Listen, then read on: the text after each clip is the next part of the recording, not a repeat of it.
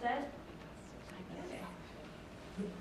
We're competing with the debate tonight, so thanks for coming out. This is much more important. This is much more important, that's right. You can catch the rest on YouTube later. So, thanks for coming to the International Bipolar Foundation meeting. We have this once a month. My name's Maggie Reese, and I'm on the board of directors. And I'm very excited to introduce the speakers tonight. Our first speaker is, are we starting off with Karen tonight? No. Oh, we're starting off with Ellen. Let's go back. We're going to go back and forth. Just a second. I'm reading off a tiny little device here. Here, I got glasses. Yeah, okay. So we're going to start off with Ellen Frudakis. She was born in Northern California. We're actually from the same place, close, up in the Sierra Nevadas. Beautiful countryside up there. And she got her bachelor's degree in 2005, and she's done all kinds of things with her schooling, and it's neat that she's joined this organization. She started her own nonprofit, what's it called? The Impact Young Adults. She's just done amazing things with mental health. She's got quite a story to tell tonight, and you'll be able to learn a lot from her. And she's been on the board of directors for 2 years. She's just done, a lot of cool things with young people, gotten them back into the land of living. And, when you got bipolar and you've got a kid out there, and she's, started this organization where people can get back out there and go to the movies together, meet at a campfire, or, get out of the house, because that's so important. And our second speaker tonight will be Karen Sheffres, and she has been with the International Bipolar Foundation since the start. It's been around for 5 or 6 years now. Is that correct, Karen? 5.5. It's good to have those numbers. And she's a veterinarian. She's a mom. She does it all. And she, on top of that, she has a son that has bipolar disorder. She's been through a lot with him, and a lot, with friends and the community, and getting people to go through their battle. And her and Muffy Walker and a couple other mothers started this organization, and it's grown into an organization that's known across the world now. And it's just incredible the work she's done. And she works for free, just around the clock. Her and Muffy, they're amazing people. And so tonight she's going to tell you what it's like to be the caregiver. And it's got to be very intense. I mean, my mother's dealt with me for 17 years through crying and, all that awful stuff, and they're cussing, and, it's intense, So I feel for Karen. My mom feels for her. So you guys are really going to be able to relate, the caregivers tonight that are in the audience. So we'll welcome Ellen first. Thank you.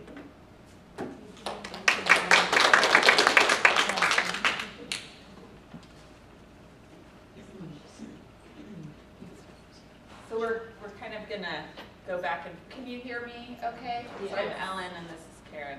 No, this is actually Ellen and yeah, make it a little more intimate, come out from behind the podium.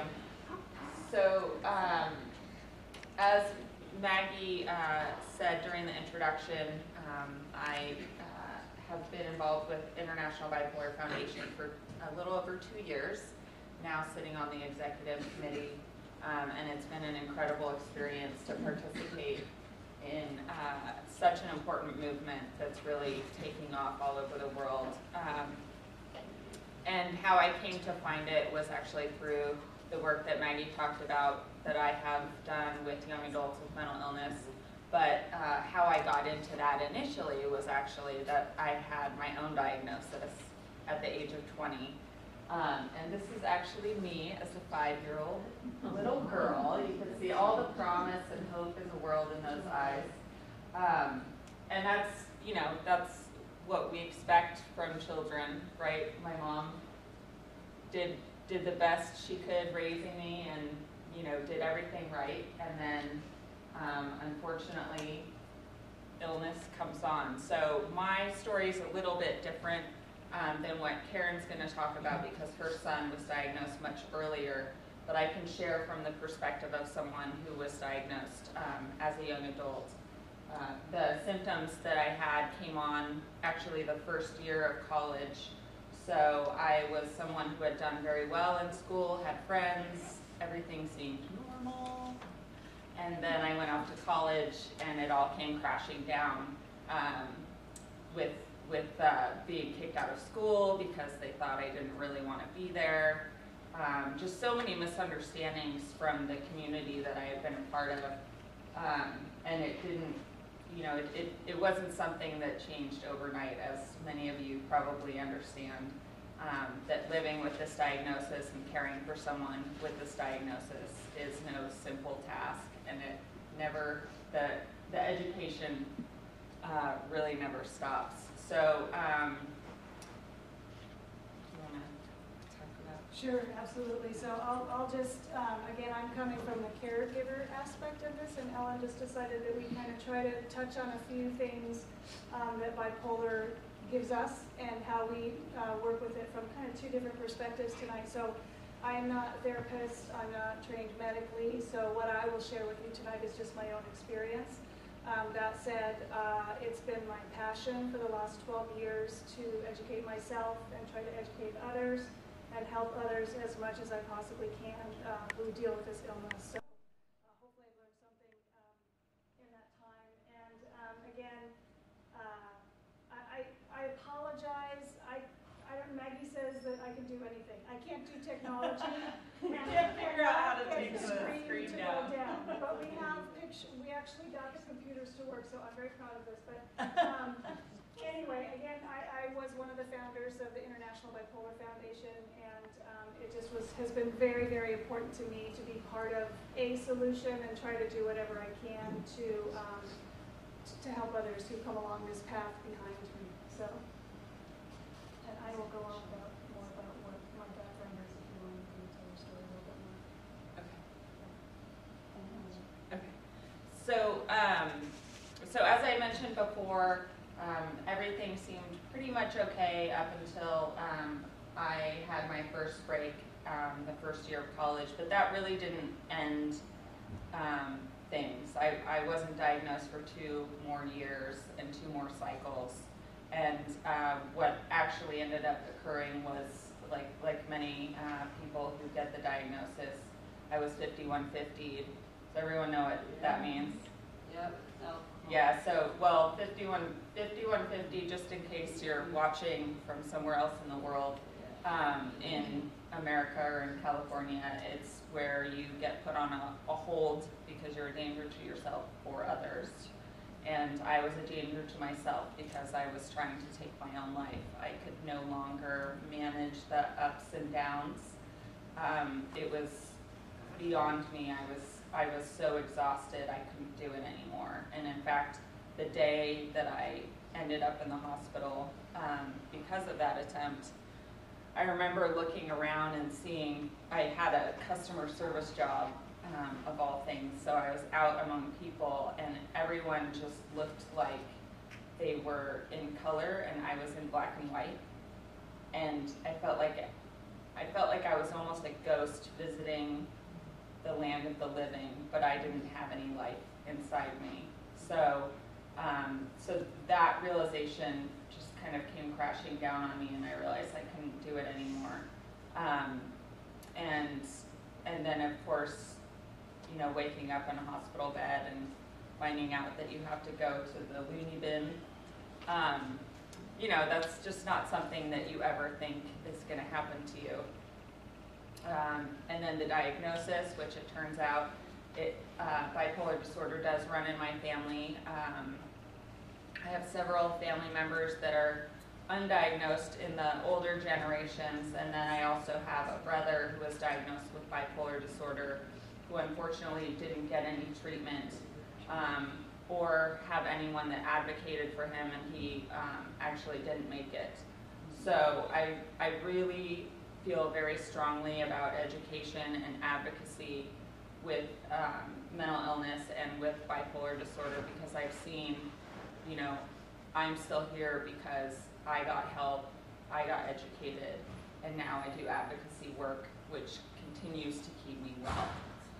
So that's really the key point that overall that we want you to get from what we're talking about today, which is, how advocacy, a little bit about our story, but then how advocacy has really taken it to the next level for us, being involved with International Bipolar Foundation.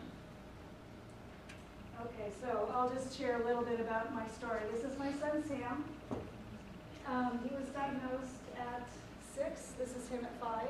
And it was just like this dark cloud came over and just put out his light. And he was suddenly very, very violent, prone to tantrums, rages, wanting to harm his brother, wanting to harm himself as much as a 6-year-old is capable of doing that. And it was really very, very difficult. And we, of course, got him help, took him to a psychiatrist. It took 5 psychiatrists before we got the correct diagnosis. But he was diagnosed with bipolar disorder. And that was 12 years ago. At that time, there really were very few resources for us. I think there was one website and one book, and that's where we got our knowledge, and that's where we learned about how to deal with this poor child. And there weren't a lot of, it was very difficult, I think, to, because of the stigma, for us to reach out and get help. And I remember thinking at that time that, if he had been diagnosed with leukemia or some other, tragic illness, that we would have people lining up at the door with casseroles and wanting to help us. And yet, partially because of our own fear of being outward with his diagnosis and sharing this with others, we really did not get a lot of support. Those that did know just didn't really know how to help us and how to get their arms around us, because things were so outrageous. He is, as I said, now 18. I have to show you one more picture. This is sort of a metaphor for Sam, I think, this picture. He could talk anybody into anything. And this particular day we were at SeaWorld, and he managed to convince the cotton candy lady that he needed a wad of cotton candy larger than himself. And he got it.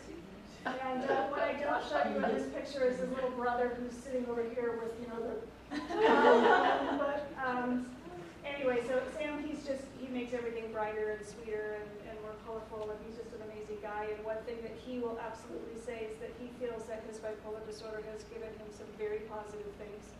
His creativity, his tenacity, his just drive to figure things out, he feels he wouldn't have if he didn't have bipolar disorder. That said, it's been very difficult for him. He has been on medication and had therapy his whole life, and yet he really still struggles. He struggles with anxiety and a whole host of things. So it's never been easy for him. He's now 18, and he's wanting desperately to be independent, and we're learning how to let go. And so now we have more that we get to learn. So that the learning process never ends. It's just you have to move on to the next level and learn about what that stage is, and keep moving on and moving on. So, so we're basically wanting to touch on a few things, and again, from both of our standpoints. So go ahead and start. So how many people know the stages of grief? Good amount of you. There's 5, right? And you can go through more than one at the same time, and you can go back and forth. And just when you think you're done with one, you move on to the next, but then it comes back. So my experience of grieving was like that. But I would say that most of the area that I spent my time in was shock. Is that like one of the... Denial. Yeah, denial. But I actually didn't deny the diagnosis. I just didn't know what to do with it. So I thankfully have always been someone that was open to the doctor's wishes. I've always been med compliant, and I think that's a really big part of why I've been able to succeed and move on in my life. I know a lot of people who don't have that, and I know it makes life very challenging for them and their families. But that doesn't, solve everything. Just to have medication, you still have all these other parts of your life that have to change and shift and adjust to the new requirements and demands of the diagnosis that has really taken over, or had really taken over my life. But I didn't know that. So when I was let go from the hospital after, 7 days, I was handed a piece of paper by the doctor that said, you need some support in your life, and you also need a doctor to get medication, and you should probably get therapy. That was it. Like, oh, sure, okay. So I didn't really know what to do with that, except for, maybe he said, find 5 people and put their names on your fridge with phone numbers, and that's the most important thing you can do. So I just did what he said, but that's by no means enough. So what I did was I ended up just coasting. I had to move back home with my parents because I could no longer take care of myself. I couldn't cook, I couldn't clean. I had wasted down to, I'm 5'7", and I was down to like 105 pounds because I couldn't figure out, I could only manage 1 meal a day cognitively. So it wasn't even about, whether or not I wanted to eat. It was that I couldn't put it all together. It's those simple, like, task management things when you're, in the worst place with this diagnosis that you can't do. And the sleep schedule was just bizarre.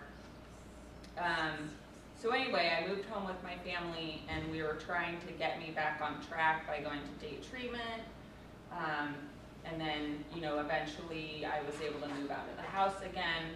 But it was 4 years before I found kind of a break from that shock. 4 years. And I know a lot of people who that has lasted even longer for, where you're just coasting. I felt like I was just getting by. I was just surviving, doing the bare minimum. I was eating, taking my meds, trying to work when I could, getting sleep. That was like the basics.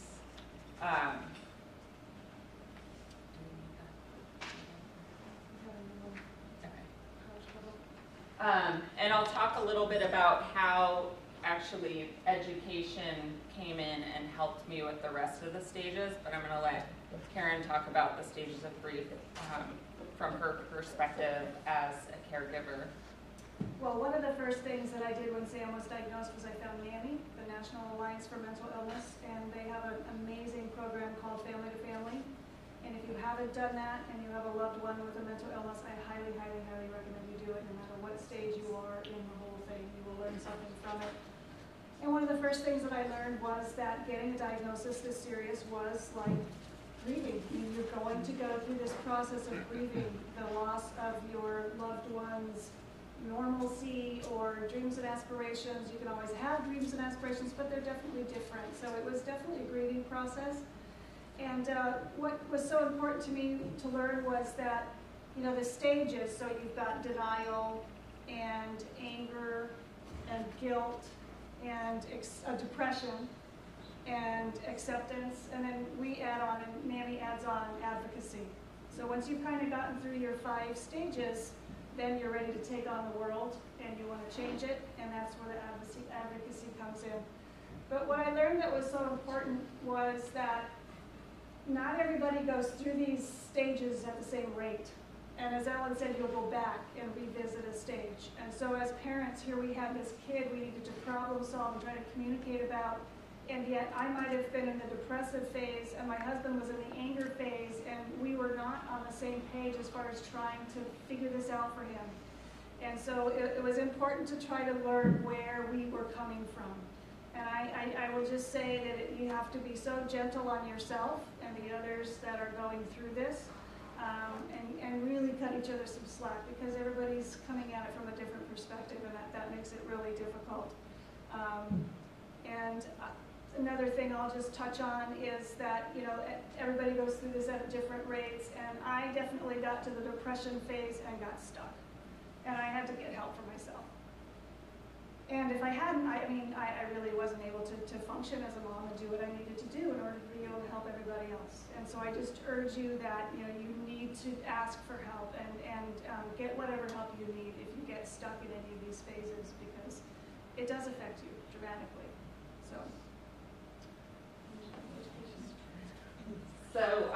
So my story of education actually also starts with NAMI. My grandmother found NAMI for me.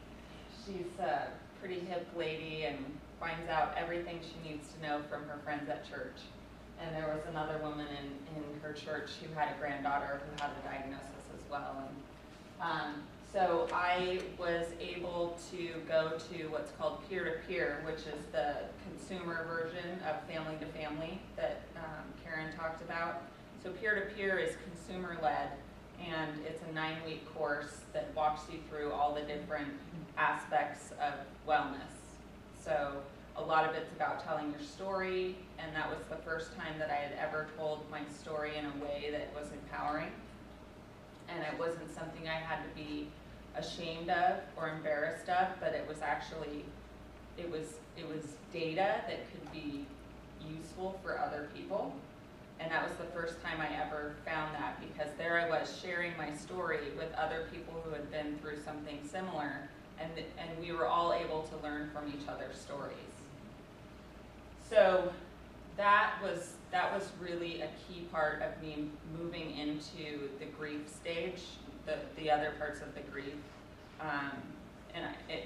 It's so strange to me how I was locked in and not able to progress until I found education. And there's a lot of different parts of that peer-to-peer class where you really take a look at the feelings that come along with being diagnosed and with the onset of the diagnosis. And one of the things I think that is so challenging for the person with the disorder is that a lot of times people are looking to you to tell them how to support, how they can be supportive, but for me, I had no idea how other people can be supportive. I could barely keep myself on track. And so that's where resources like Family to Family, reading, we have a lot of literature on our website that we recommend. Educating yourself is really one of the best things you can do. And I think for me, it not only gave me a way to move through my grief, but it also gave me a way to connect and communicate with the people in my life that were important to me. I had to educate other people. And that really was a meaningful, I think, step in a lot of the relationships that I've had, because people I've found really do care. They usually, when I found the stigma occurring, it's not because they are mean or not open-minded. It's just that they don't understand. And so if whenever I've been able to open up that conversation of what this disease is like to live with, and what sort of things can make someone's life a little easier while managing it, it's been a wonderful gift, not only to me by being able to share some of what I've learned, but also to the other person, because then they have a whole new awareness of what other people go through with this diagnosis. There were other organizations that I was able to find education through. A lot of them are local here, but one of the things that I love about International Bipolar Foundation is that it's global, so there's really an interest in finding the resources that everyone can access. And it's an ongoing process, especially when you're looking at other cultures. So, I hope in a couple years we'll have consumers talking about their experience in all the different countries, because, Lord knows my experience is just mine, but we have people in Africa and India and South America that have a little different, that's interesting.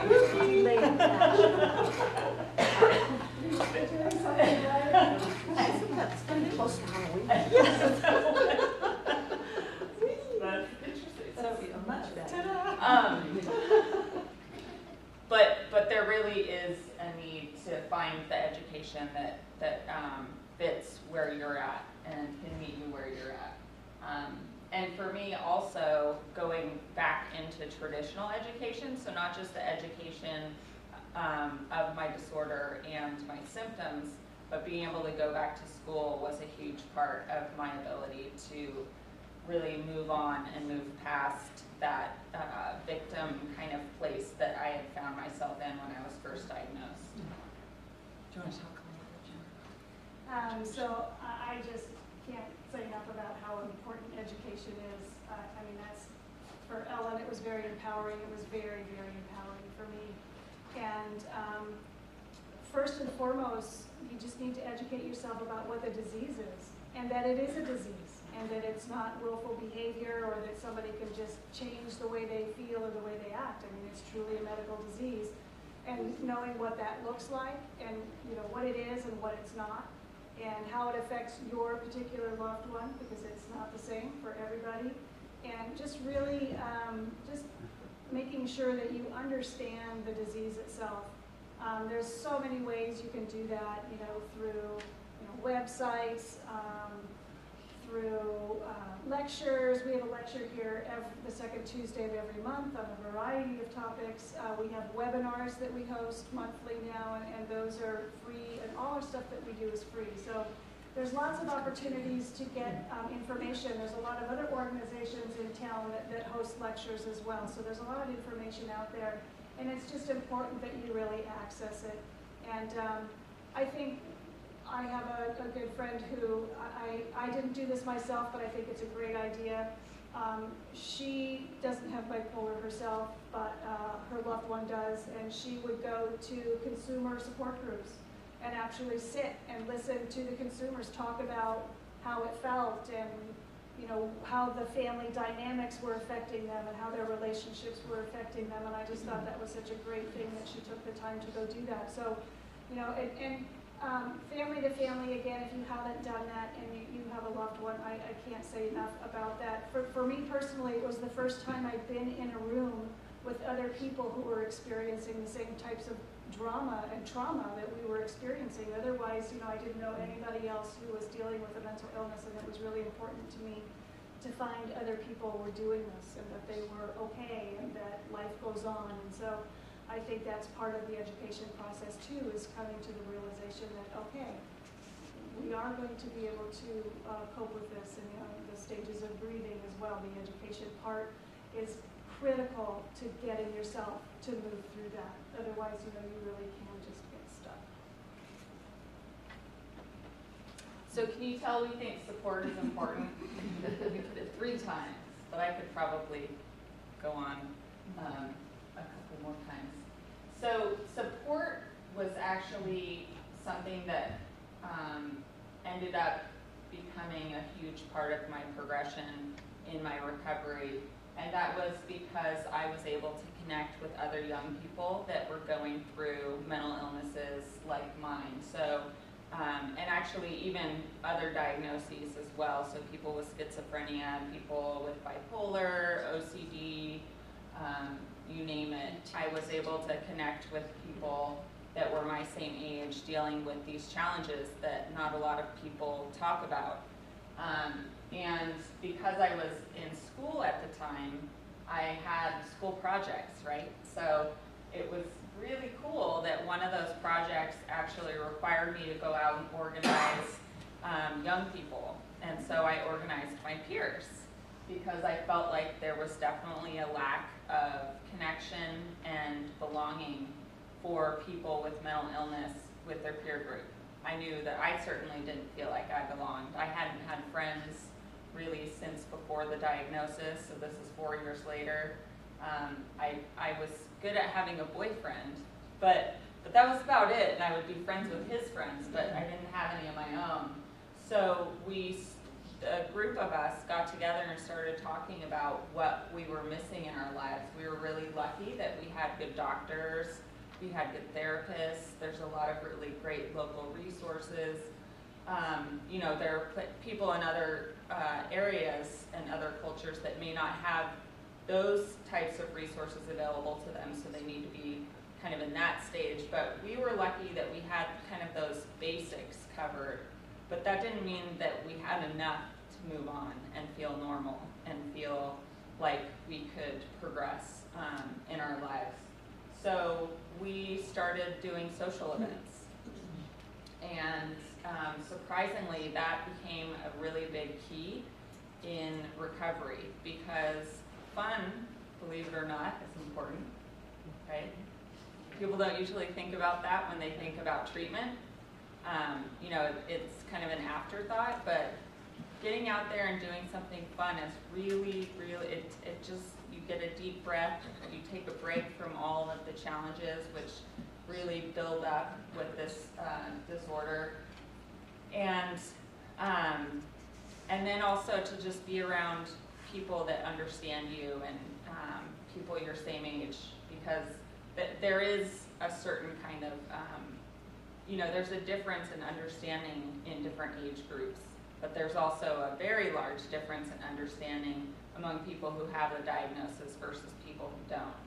And so we found a level of acceptance in that group that changed everything for me. And we were able to go on and become an official nonprofit organization. Maggie touched on that a little bit, and now I'm working to expand that work into other communities as well. But really it just all started with support, and I think that's actually how International Bipolar Foundation started, was really there was a lack of that support and feeling alone, and that's kind of where the advocacy comes in again, is if you don't have what you need, then find somebody else who also needs what you need and get together and start talking. It's very empowering. So, do you want to talk about this? Yeah, support really is, again, really important. I just remember, as I said, being in the room with other people who were going through the same thing at the same time, and that was just so amazing. I thought really that we were this family that was stuck on an island and nobody else in the world was dealing with this, and it was so wonderful just to find other people had these, you know, other issues or similar issues to what we were going through.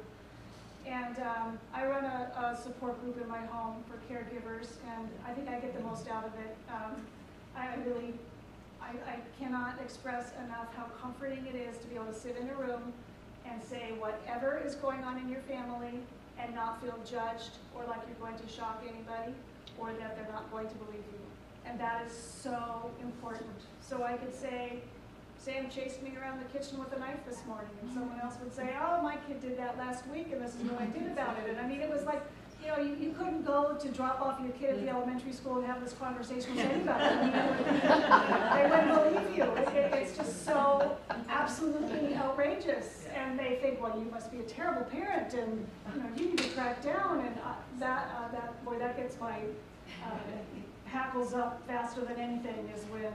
And it's very common that the parents get blamed for the behaviors that the child is showing. And so I feel that so acutely, and I just think it's so important to find other people who have similar experiences so that you don't feel like you're all alone. And you know, we brainstorm, you know, about different ideas. How can we make this better? What do you think you might be able to do?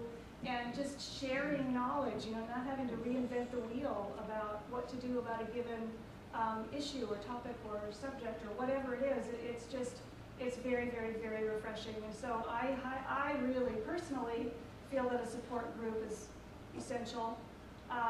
If that's not who you are, then you don't want to share in a group, that's fine too, but find somebody who you can share with and unload on and be honest with.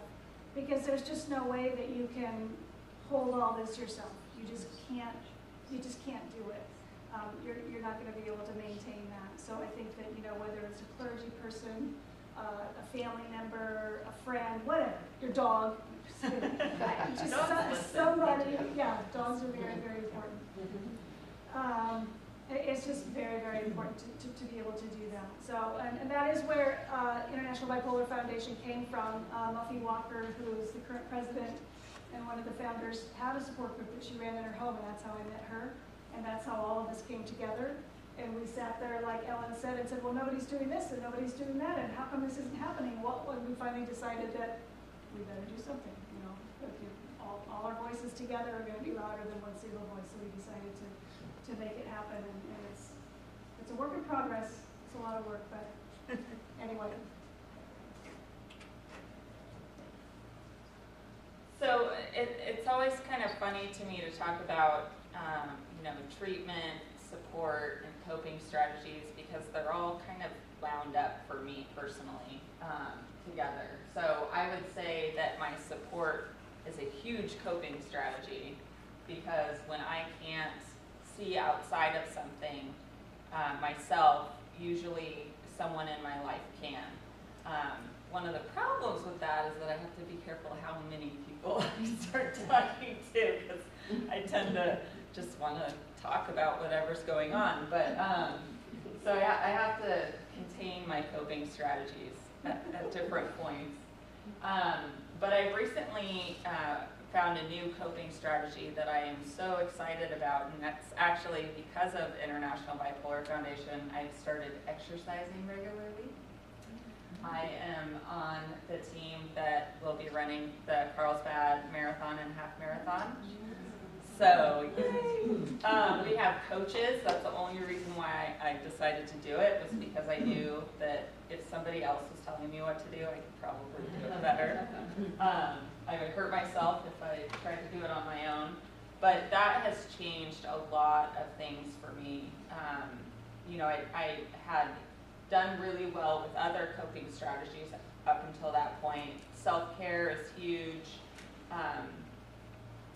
Making sure to handle the basics, again, like that food, water and beverages, sleep, huge. In fact, I think one of my doctors said if you can't do anything else, make sure you get your 8 hours. 8 to 10. Yeah, 8 to 10. And so even if I can't pull off a good healthy meal or eating dinner at all, if I'm doing really poorly, at least I get that 8 hours, and that is just a huge part of regulating my moods.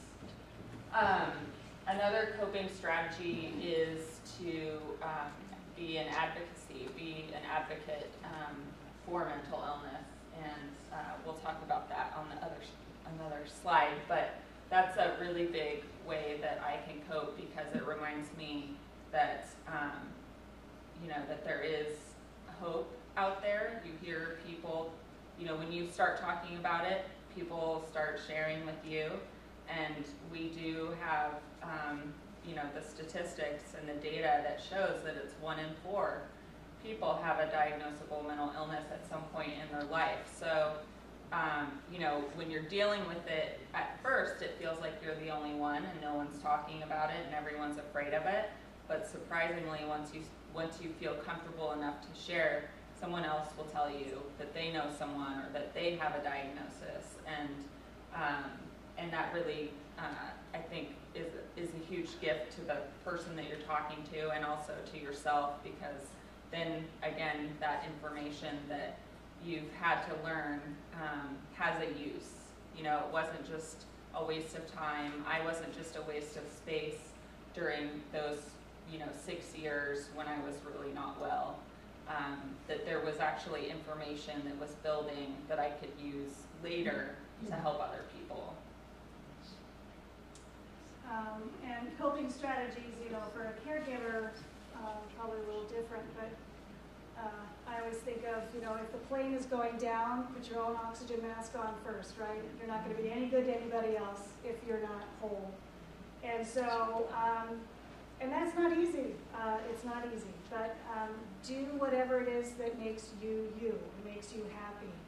And when Sam was diagnosed, I just threw all my energies into trying to get him well and trying to get him the therapy he needed and researching this and researching that, which was great to a certain point. And then there was a point at which that I just lost myself. And whereas it was a beautiful day, I should have gone out hiking, biking. I love being outside, and I would just go into the bed and pull the covers over my head. And so I kind of lost who I was.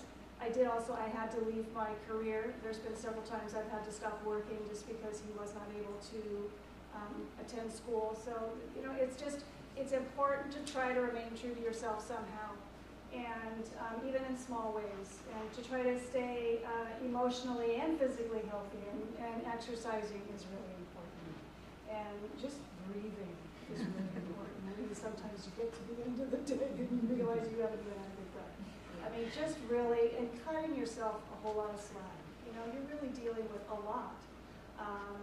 Trying to help, your loved one and maintain a family that's, somewhat able to function. And so it's really important that you just try to do the things that you want to do, or that you like to do, and not give yourself completely. And again, that's, I look back now, of course, hindsight is so clear and so wonderful, and I look back on things and I think, why did I do that, and why, and I have to realize that I did the best job that I could given that situation and that moment in time. And yeah, I can look back and say, oh, why did I do that? And then but I don't remember that I was exhausted, that I hadn't gotten any sleep, that he had, tried to hurt me that morning, that, all that stuff goes away.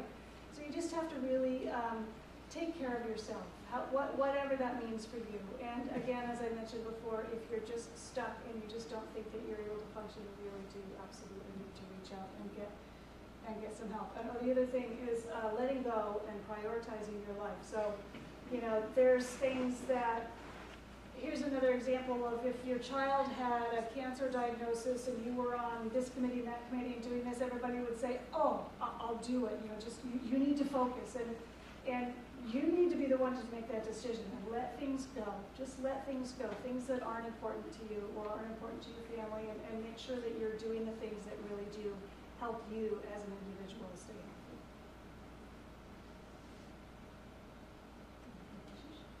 healthy. Oh, yes. So again, I'm someone who can't really speak to the challenges of med compliance, because thankfully that just never occurred to me. To not take my meds. I was so scared that it was going to happen again. I was terrified not to take my medication, actually, which is really interesting. And I think it's just that horrendous end of the road place that I never wanted to return to again. And thankfully, I'm someone who responds relatively well to medications, and there are a lot of people who don't. I have several friends who are med resistant, and they have to find other ways to manage their illnesses. It's really nice when you can work with your doctor, and that there is a relationship that is kind of more equal. I think a lot of people, when they first get diagnosed, they don't realize that the doctor is working for them, and there's a little bit of this patriarchal kind of relationship. And the day that I realized that the doctor needed to hear from me just as much as I needed to hear from the doctor was a really big step in my recovery process.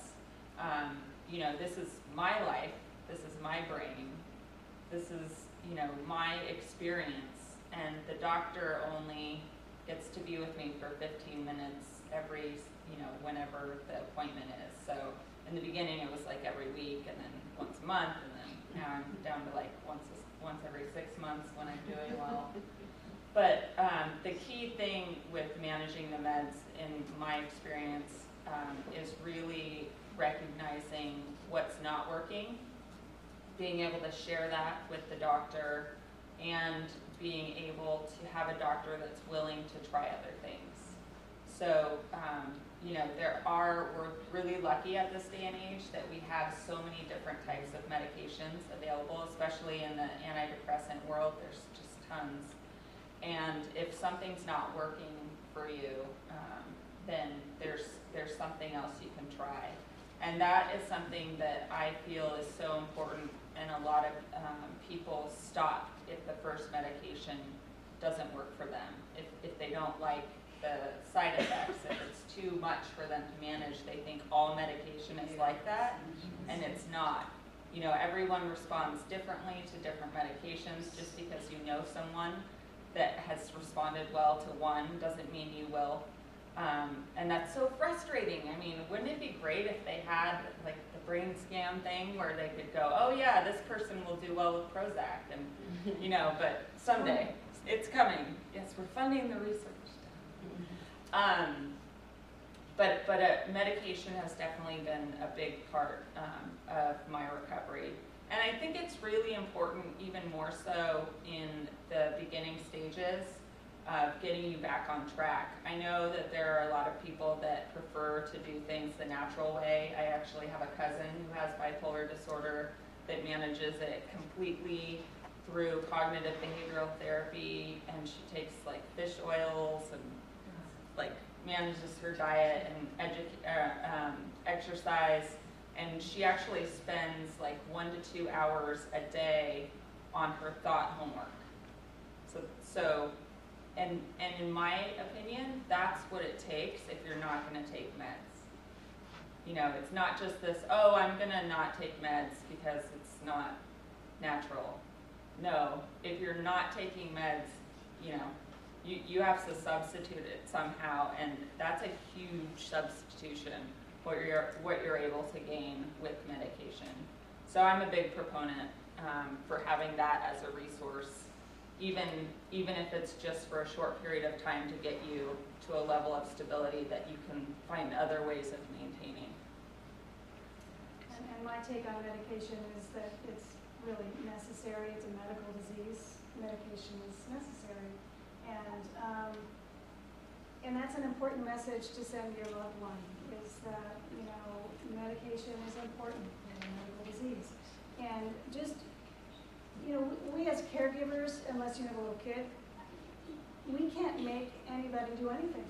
We can't make our loved ones take medication. If they're adults and they don't want to take the medication, they're not going to take the medication. So, you know, part of that learning to let go is important about being a caregiver, because you cannot control everything as much as we want to. We can't control everything. And so, to me, it's just very important to be very supportive about the medication. And if someone is taking the medication, like if they're on their first medication ever and they're really miserable and having side effects and they're gaining weight, and you just say, you know, I know this is really hard and I know you're not happy with the side effects, but, you know, this is really important and I really am happy that you're taking the medication, and, you know, I just hope that you'll continue to do that and communicate with your doctor. Communicate with your doctor, communicate with your doctor. And, you know, so it's just really important to be as supportive of that piece as possible. And when you have a little kid that's diagnosed, Sam would never even dream of going off his meds because that was too scary. The time when he didn't have his meds was just way too scary. He never ever wants to go back there again, nor do I want him to. So hopefully, anyway, he won't go there. And also, it's just, you know, if you do have a child, obviously you're the one that has to educate yourself about the medications and the side effects and what effects it's having on them, and communicate that to the doctor. So it's just a whole extra step in there. So I'm going to go through the therapy part really quick because I do want to make sure we have some time for questions at the end. I think there's always things that we can think of that you guys want answers for. Therapy, that actually was something that I wasn't doing until I found education. It just didn't occur to me. It didn't occur to my doctors to tell me maybe that might be helpful. So for the first 4 years, I didn't really have any therapy. And obviously I was not progressing. So I feel really strongly about therapy too. I've been in it since, let's see, 4 years, so 24. You know, going weekly, and, you know, there may be a time where I can cut back or, you know, take a break, but, you know, I'm not there yet, and so it's nice to have it as a resource. And the same thing with the therapist. If you don't like them, don't sit through it. Don't keep going. You know, there's tons of them. So, and it's kind of like dating, where, you know, you're not really sure if you're going to like them until you go on the date, right, or until you go to the appointment. So one of the things I've learned how to do is really kind of make a list of what's important to me in a therapist and interview them, because it's a job and they're on an interview, in my opinion. So really make sure that they're a good fit for you. And again, unfortunately, a lot of people, if they have a bad therapist the first time around, they think all therapy is horrible. And I just always, like, especially with young people, I'm always wanting them to expand their thinking a little bit on that, because, there's so many different shapes and sizes of therapy, that there's something out there for everyone. I agree with that wholeheartedly. We've had some really interesting experiences with therapists and psychiatrists, and you just have to cut your losses and move on, and not continue to try to work with a system that's not going to work for you. And as far as therapy, from my perspective, family therapy is really important. I mean, we had siblings. I had little kids, and my husband and myself, and we're all going through this at different rates, and we're all confused, and we just really needed a lot of help to kind of bring us together as a family unit and learn how to deal with his disease. And he was part of that, and it helps me win. And it doesn't help me when you do that, and let's work on this. And, having the siblings be part of the process so that they understood what it was like from his perspective, and he understood what it was like from their perspective. That was essential. And, so there's this group cohesive effort. Just briefly, one of the most important things that we got out of our family therapy was coming up with an emergency plan. Have you ever done that? Mm-hmm. So when Sam was in a stable place, we all wrote down what symptoms we would notice when he was becoming manic or unstable in any way. And he did too. And we would write down as a group, we would come up with a plan for, okay, what happens if that starts to happen? What are we going to do? And we all signed it. And then when Sam would start to show signs that maybe I would think, oh, yeah, I'm a little worried that he's starting to amp up a little bit, and I'd pull that out and I'd say, so Sam, how are you feeling? Do you feel like you're okay, or do you feel like maybe because I'm a little worried that I'm seeing some of these symptoms? And no. And then well, let me look, and he'd look, and it was something that was really helpful to have a concrete, written down program that we had all agreed on when we were in a good place, because we all know when emotions start flying high and maybe somebody's not stable, but that's a really difficult time to just try to problem solve. So that was really helpful for us. And then one last thing about therapy is the siblings really are affected, and they may not voice it, and it's really important that they get some help too. And you have to keep, when they're little, you have to talk to them at this level, and when they get older, you have to revisit the whole problem at a different level, and you just have to keep doing this. And I think having a therapist for them sometimes is really helpful, because they don't want to talk to mom or dad about their brother or their sister. It's a really difficult thing to do. So they need to have somebody that they can unload on. So I just think that they're really important, that they need to not be forgotten in the whole equation. And I I actually call it a relapse prevention plan. So outlining what sort of signs are not good signs, so you can actually catch it earlier, so that the fall isn't as hard, right? So if I'm going to go up, that means there's a down. So if I catch it on the way, then I'm less likely to have a sharp fall. And I've actually become really successful at catching things. I just held off a major depressive episode in the last couple weeks because I was in touch with myself and my symptoms. I'm always scanning so that I can sense any sort of irregularities or kind of imbalances that are happening inside me. And then I have those different types of coping skills to go with that. So again, going back to what we said before about advocacy, I really feel like that has changed my entire life, and it's changed my perspective on the disorder, because it actually makes me feel proud that I've survived this.